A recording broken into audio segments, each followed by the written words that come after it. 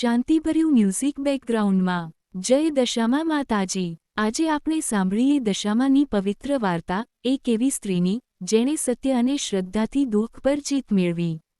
પહેલાના જમાનામાં દશાબેન નામની એક સતી સ્ત્રી હતી। તેઓ ખૂબ ભક્તિસભર જીવન જીવી રહી હતી। રોજ ઘરમાં સ્નાન, પૂજા અને ભોજનની સાફ સફાઈ કરીને ભગવાનનું ભોજન ધરાવતા। એક દિવસ તેમની થાળીમાં ભોજન રાખેલું હતું ત્યારે એક કાગડો આવીને થાળીમાં બેઠો।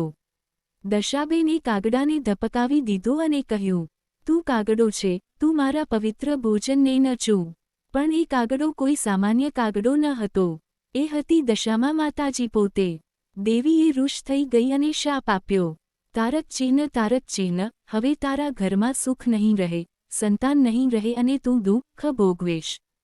તારક ચિહ્ન। દશાબેન ખૂબ દુઃખી થઈ, બધું ગુમાવ્યું। પછી એક દિવસ એક સંત મળ્યા અને કહ્યું, તારક ચિહ્ન, દશામા માતાજીનું વ્રત કરો, ભક્તિથી ભજન ગાઓ અને શ્રદ્ધાથી તેમની આરાધના કરો। તારક ચિહ્ન। દશાબેનને શ્રદ્ધાથી ઉપવાસ કર્યા, ભજન કર્યા અને વ્રત પૂજાનું પાલન કર્યું।